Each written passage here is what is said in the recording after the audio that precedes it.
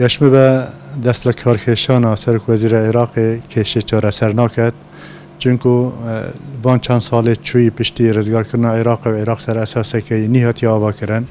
عراق نشه بیت عراق که دستوری نشه بیت عراق که دموکراتی نشه بیت عراق که فدرالی نشه داخاز و پیتویت خلکی جبهه بکد بر هندجی خلق جو زگله که بیزار بوی اشوه حکمت آن حکمت تاتی نهمیه سربورا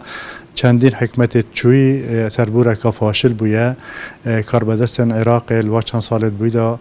گرینگینه ده حاجت خلکی بر هندجی خلک که لی بیزار بود و حس کردن اف دستالات پیگجاری پلوشیتن هر پروسه سیاسی العراق پیگجاری پلوشیتن و ابا بارودوخه که برو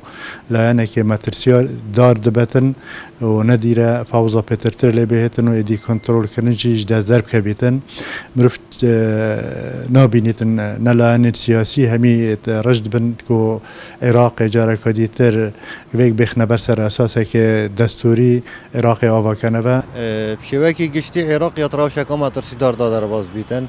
اوجی زبرید بوهنده کو نپیگیری کردن پیاسا این دستوری یانجی نبونا سیستم کی کو عراق لسر پریوت چیتن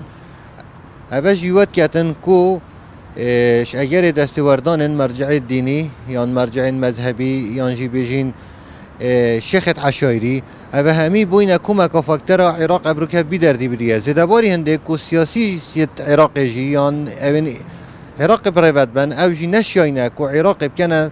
دان سر سکه یاسایی یان دستوری لورا ابروکه عراق روشوی یا مترسی داره و از نه گشبینم جی کو عراق بی دستوداری درست بیتن اگر نخنت چارچوبت یاسایی دا پیشی عراق ولاته که فرا نتوه فرا آینه و جاری هم درستی نادیاره که پشتوانی لوا خوش نشاندانات کتن و واچدوید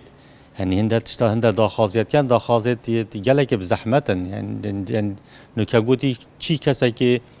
پشتی عادل عبدالمهدی جی بیتن ام پیرازینین و منویتن باشه پا هوا چدویتن گرنگ الویدر که ام کرد چابر خوب دینه وی روشه و ام چپکین بدیت نامن